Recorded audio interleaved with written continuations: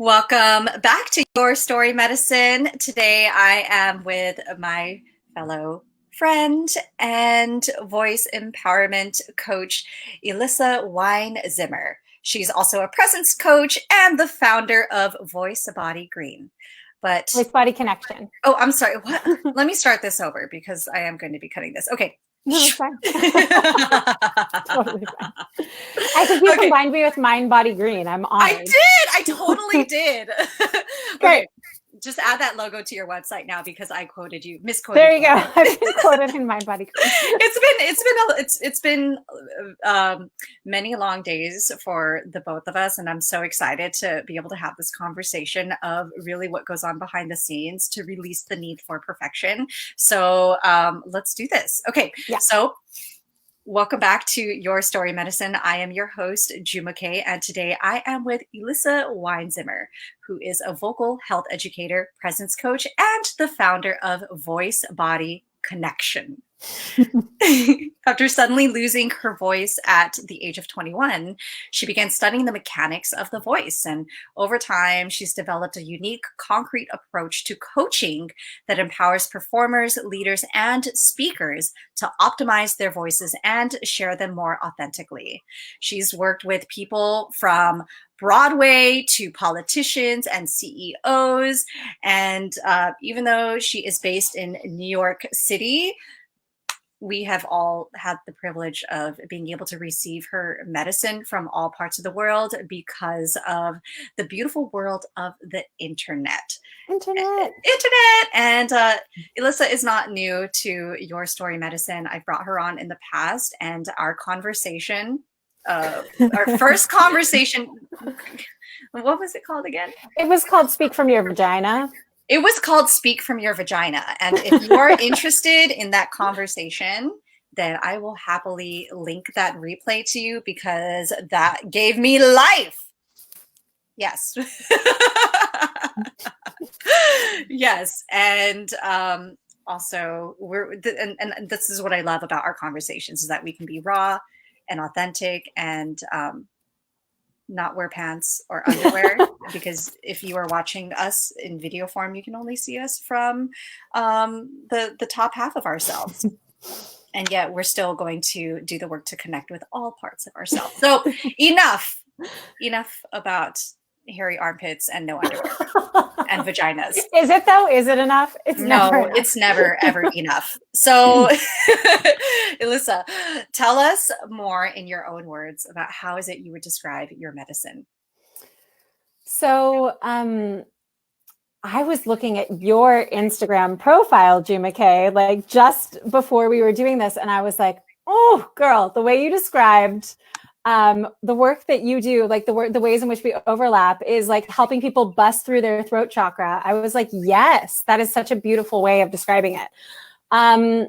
It is the work that I do is to help people get unblocked so they can express themselves. And lately I've really been feeling, we can talk more about this because this is very much the place I'm at, is that it's been my mission for a long time to express myself as fully as I can, as often as I can, so that I'm living in the full vibration of Elissa Weinzimmerness, so that I can encourage anyone around me to live in the full vibration of their own self, because that's kind of the nature of how it works. When we see people fully expressed, we want to do that too.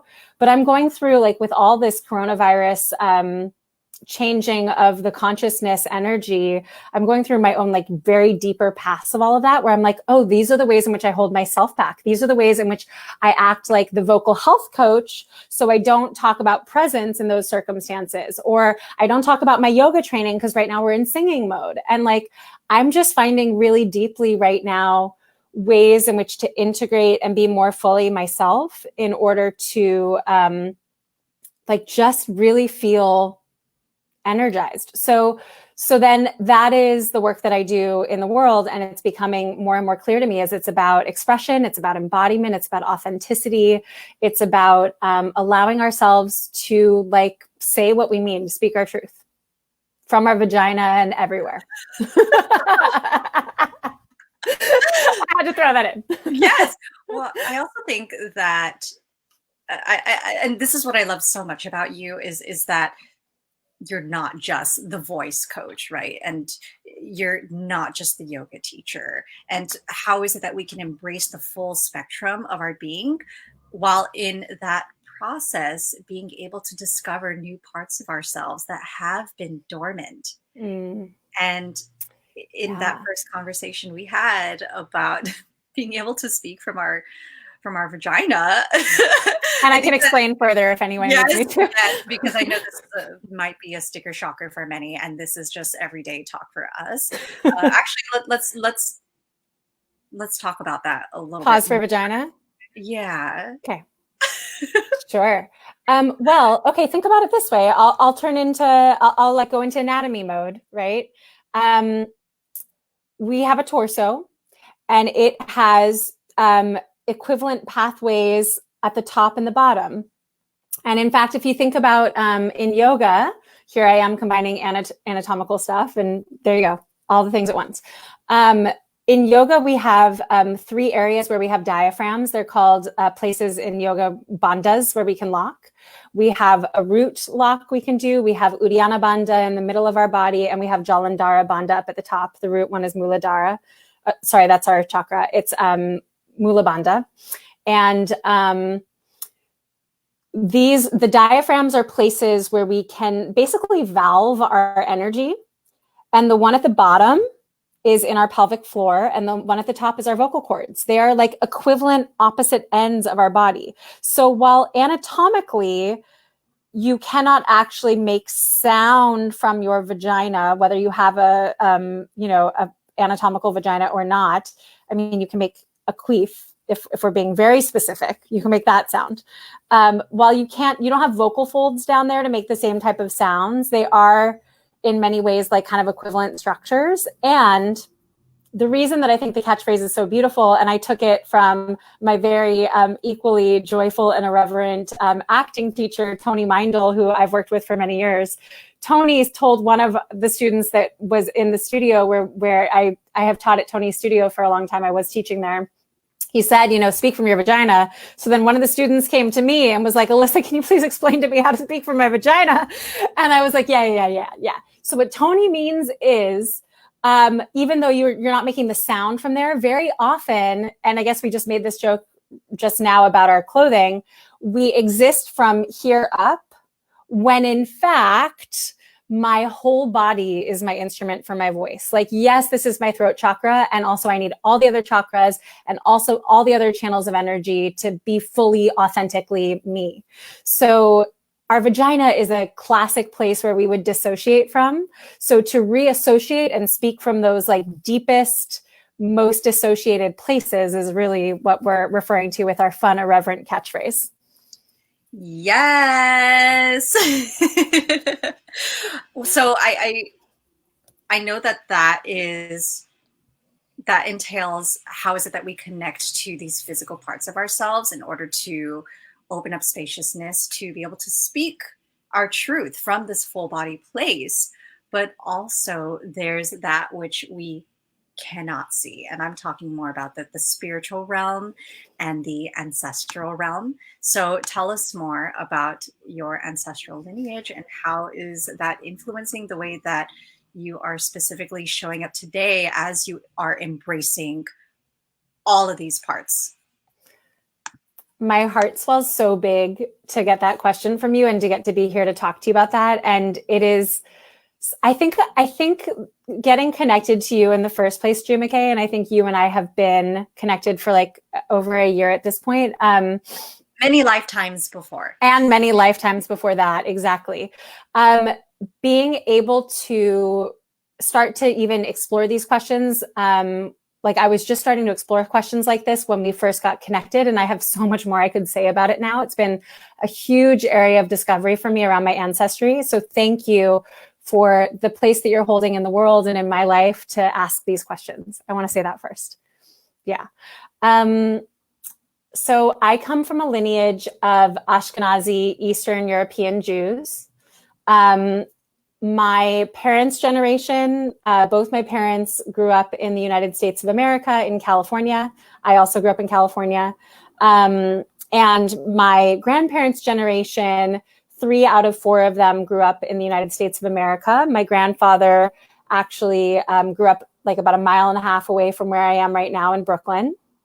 My other grandparents, I have a branch of the family, my matrilineal grandfather's family, that came from kind of like Bavaria, southern Germany region. They were like this kind of like very, this isn't a typical Jewish story, but they actually immigrated to the United States relatively early.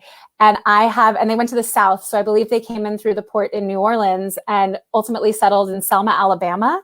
And my great-great-grandfather, Simon Moss, was the first Jewish mayor of Selma, Alabama, one of 3 until they decided that maybe they didn't want Jewish mayors. So that's kind of like a cool, interesting thing. And they were there actually much earlier than a lot of the other movement of Jewish people from Eastern Europe to the US. They came like in the late 1800s. And then the other branches of my family have a somewhat more stereotypical story of, thankfully it wasn't in the Holocaust, but it was during the wave of pogroms that happened in the Eastern European bloc of countries, that one branch of my family was an Orthodox Jewish family that settled in Denver, Colorado. And then my grandmother, who is actually the most recent person to have passed in that generation, and rather I should say she's the last of that generation that was living. She passed at the end of January this year. My grandmother, Madeline, grew up in London. And actually I'll tell a little bit of this story. My grandmother was, a kid during World War II. She would have to go into, she got sent away a couple times to shelter from the bombing. And she kept coming back to her Jewish neighborhood on the East End of London because she was like, I don't know how to be, I don't want to be anywhere else. I'm going back home. When World War II ended, my grandfather, my Brooklynite grandfather, had been injured in the Battle of the Bulge. He wound up in a hospital in London. He got better. He went to a Jewish dance. He wasn't even supposed to be there. It was supposed to be only for officers. It was not supposed to be for, his level was corporal. But he sauntered in his American combat boots, and he interrupted a dance between my grandmother and a British officer twice or 3 times. He kept butting in, tapping him on the shoulder, being like, "Excuse me," until finally the dude stormed off. And that was the beginning of the story of my grandmother and my grandfather. And then she moved here about a little less than a year later to live in the US. Yeah.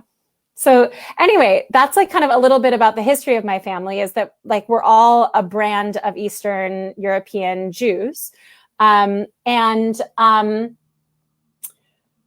Lately, I've been talking to my ancestors, and I've been talking to them about patterns that have been passed down. I've been having some really big conversations with them about deservingness, worthiness,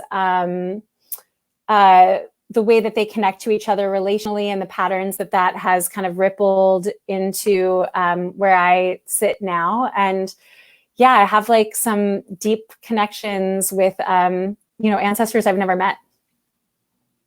Tell us more about that, because I feel like even though I talk about connecting with your ancestors, there's no blueprint for it. Sometimes for me, it just looks like taking a moment to reconnect with myself. So what does that look like for you? Yeah, I want to offer a concrete exercise that I both have learned in many different realms and have taught a lot, and then just found myself using it in my ancestor conversations. So basically, the exercise is to have a conversation with an aspect of ourselves. And it's really simple, right? It's if you're doing it as a journaling exercise, the way I do it is I just skip lines. So I'll be like, "Hi, Elissa." Hi. And sometimes I do this with my higher power. Sometimes I do this with my vocal cords. Sometimes I do this with my left ankle, if my left ankle is bothering me. And sometimes I do this with my ancestors. Basically just having a conversation, because what is this anyway? It's asking to speak to the intelligence that is a part of me. Whether it's literally a physical part of me, whether it's a spiritual part of me, whether it's an ancestral part of me, all of those things are kind of combined anyway. And so I had a really interesting, I'll tell you a story about an interesting conversation I had with my ancestors. It was, I know the day it happened. It was this past August 14th.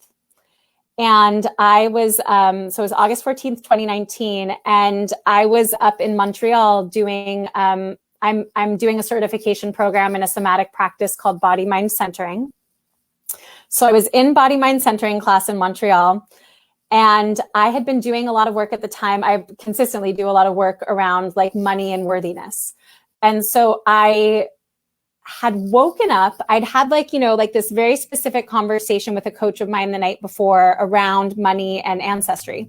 And I woke up the next morning and I remember I was like putting on my mascara, and in my head, I could hear voices going, "We don't deserve to make money. We don't deserve to make money.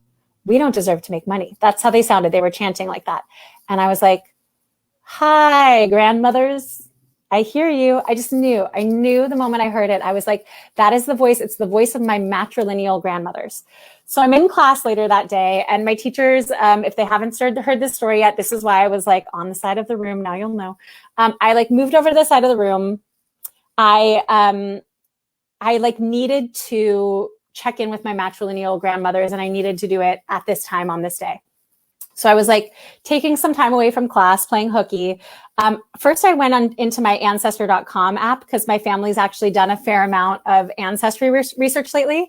I went further back than I'd ever gone. So I knew that my great grandmother, Augusta, I knew like everything from her down, but I didn't know about Augusta's younger sisters, Nettie and Bessie, and I didn't know about her mother, Ida. That was as far back as we had information. I called Ida, Augusta, Nettie, Bessie, and my grandmother, Jean, and her two sisters, Belle and Rose. I called them into an energetic room with me in my journal. And I did this exercise where I skipped lines. And I said, "Hey, what was that all about? Why were you chanting, 'We don't deserve to make money'? Can we talk about that belief?" And I actually had entered the conversation with a preconceived notion that they would say, in our like conservative Orthodox Jewish structure, the men handled the money and the women didn't. That's not what they said. They were like, "No, Elissa, you stand like it." How interesting that I can be doing a journaling exercise and get corrected by my ancestors. They were like, "No, that's actually not how it worked. The way it works for us is our husbands make the money, but we do manage it. And the reason we don't want to make the money, the reason we want to maintain the status quo of this relationship is because this is our intimacy." And I was like, and the other like brain explosion moment that I had in this conversation with them, which by the way ended with a dance party. And by the way, this is crazy. The reason it needed to happen that day, I was on ancestry.com and I didn't remember. It was my grandmother Jean's birthday that day. It would have been her 101st birthday. So there I am, like having like a powwow, apparently birthday party with my matrilineal grandmothers. But the other crazy thing that came up is that like was such a realization for me is my great grandmother Augusta, who I've always been told I'm kind of like, she had like some musical inclinations, etc. I asked her, I was like, "If you made more money, what would you have spent it on?" Now she had 8 kids. So of course her answer was the kids. And I was like, but then she said to me, "But I didn't want to make more money because if I did make more money, it took away my superpower, which was to make do with what we had." And I was like, "Oh woman, I have that superpower too, but it's not serving me. It's not serving me." And basically what I did is I asked them, I was like, "Can we have a new agreement? Can you guys release me from this agreement? I totally get that it worked for you, but it's not working for me. I run a business. I'm single. I don't have 8 kids. I'm not living 4 blocks that way in the Orthodox Jewish community. Like I was like, can I be released from this agreement?" And they were like, "Oh my," it felt like this moment where like it was a panel conversation amongst my grandmothers. They looked sideways to each other. They went, "Oh, that doesn't sound like it works for you." And I was like, "No, it doesn't work for me." And they were like, "Yeah, you're released." Yeah, I feel like I've been having that same conversation with my imposter. And I think because it comes up in every single session that I have, whether I'm the client or the coach, even from my own mentors who are just like, oh, I battled with imposter syndrome. And then I'm just like, maybe this is actually a normal thing. And Yeah. what if that was just my inner child or my ancestral, not my ancestral self, but one of my ancestors who are like, wait, don't get hurt. We're here to protect you. And so how is it that I can tune into my higher ancestral self, the ancestor I'm becoming, Yeah. to speak to that part of myself and be like, it's okay now. I know that you love me and you're here to protect me, but it's not serving the both of us. Let's do this so the next generation knows what else is possible, whether they are of my blood lineage or a future chosen ancestor. So I Mm-hmm. love that prompt. I just shared a post that I saw somewhere else that was like, journal, write your intentions and give it to your ancestors so that they can accompany you on this journey of manifestation. And I know that there's a lot of people who don't have an altar or who don't know where to even begin. And so how is it that we can first see ourselves as a living altar who are carrying all of the stories of our ancestors? So when we do write, it's more than just journaling or morning pages. It literally is a It's conversation. a conversation. It's Mm-hmm. amazing. Thank you. Yeah. Thank you for letting me share that story. It's not everywhere that we get to talk about these things. That's so incredible. And I think that it speaks to both of our journeys and of when we choose to say yes to opening up that portal, that conversation with our ancestors, then they slowly start to reveal themselves. And it's not like a lightning bolt hits us and suddenly we're channeling all of these messages. It's just this trust that we are being guided, and sometimes that guidance may come in the form of feeling like we're being held back. And so how is it that we can co-create this new reality with the spiritual and the ancestral realm? Mm. So I know that because you are also running your own business, you have been on fire, just showing up constantly for your audience. And because I've also been doing it, I know that it comes from this place of deep love and wanting to be of service, and also who's there to hold the healers, the ones who are holding the space for everybody Mm. else. So tell me about what it is you're doing to stay grounded, or maybe not. And No, also, I'm what is saying it? it. What is it that you're learning to release? Mm. Mm-hmm. Oh, okay. Let's start with the release. I am learning to release. I mean, this sounds like this is a double negative. I'm learning to release not having boundaries. I'm embracing my boundaries right now. Like I'm holding my container really firmly. I've had like a deep speak your truth style reckoning with like literally everyone close to me since coronavirus started. I love you, my friends. It's been like just any place where I was like overextending or caretaking too deeply in a way that wasn't sustainable has been rectified. And of course, any, pain or injury I was causing to others, hopefully inadvertently.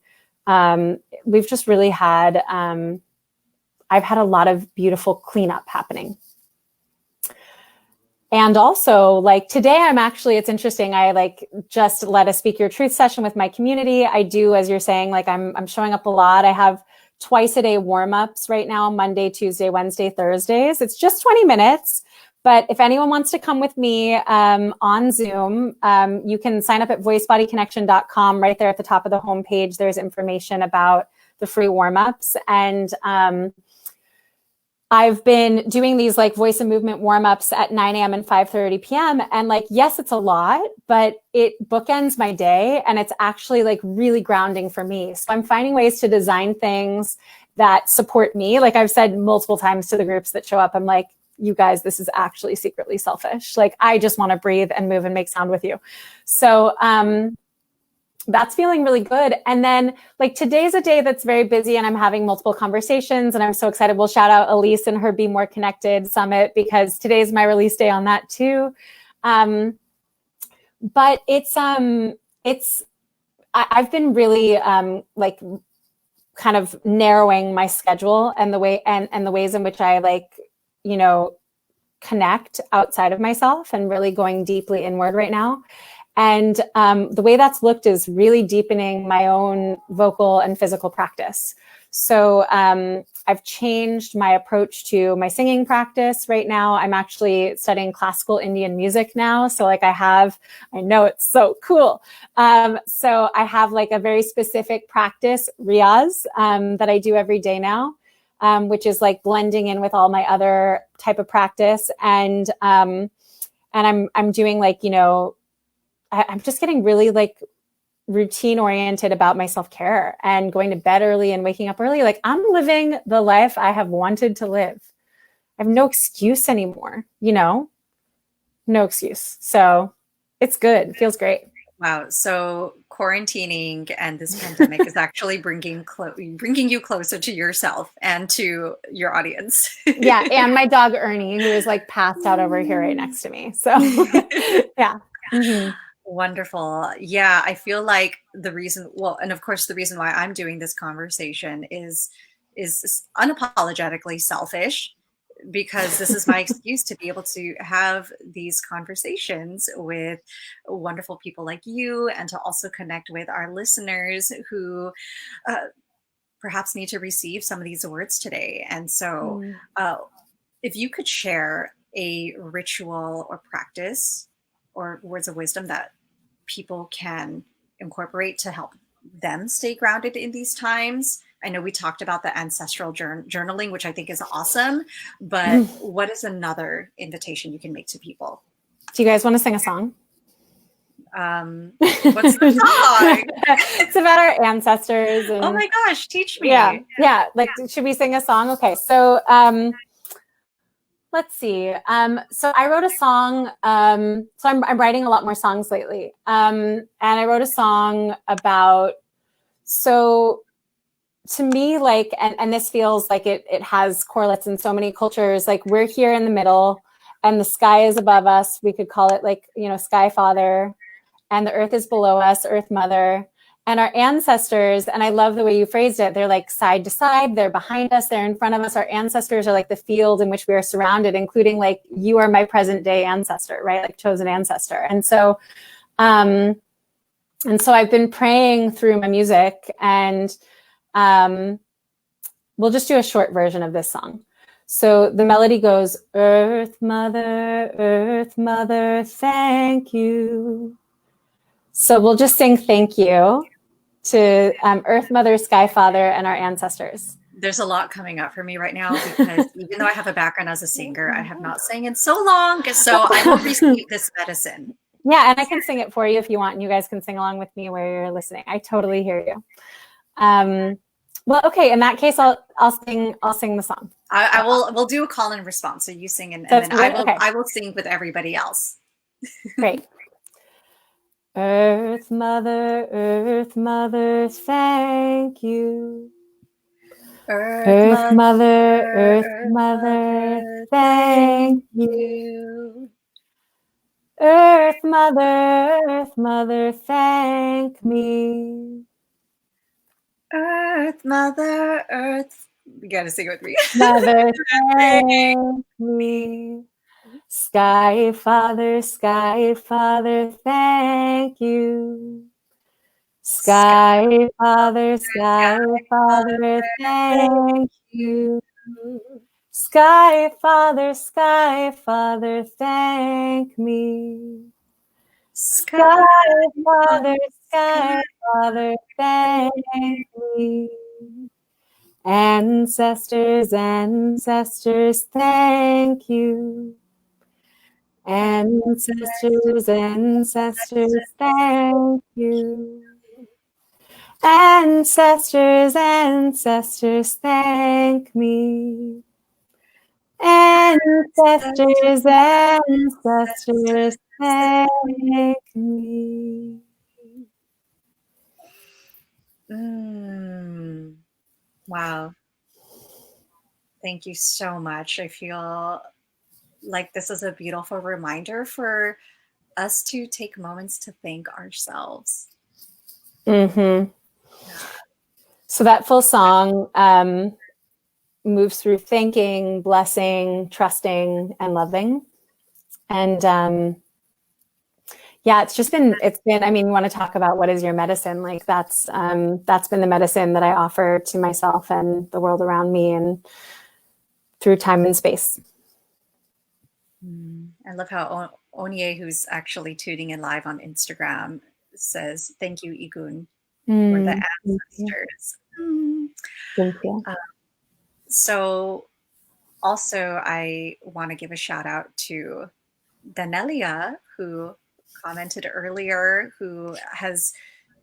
she's one of my clients. She was also a previous guest on Your Story Medicine, and she has also been an incredible teacher for me in the process. I don't know if she's tuning in live or not, but she has thanked you Mm. for being a part of her journey and embracing her voice and the full spectrum of her being. So we all are just pouring into each other, and I'm just so grateful for the way that you show up in ritual, in honoring your own ancestors, and in staying true to your legacy and awakening our own voices.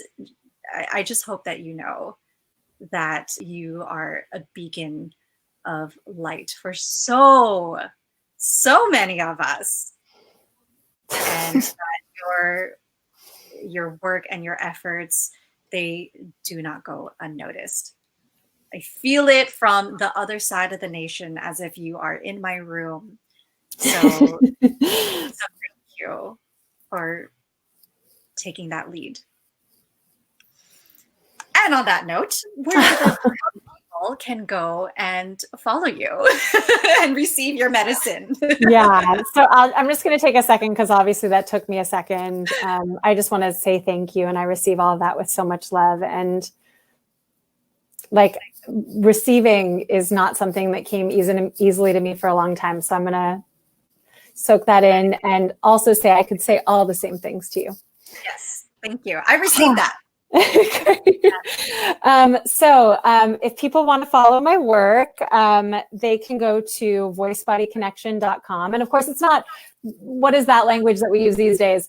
Don't follow it, participate. I would love for you to participate. If you want to participate in my work, if you want to participate in finding your voice, speaking your truth, go to voicebodyconnection.com. At the top of the page there right now, you'll see that there's the information about the free sessions.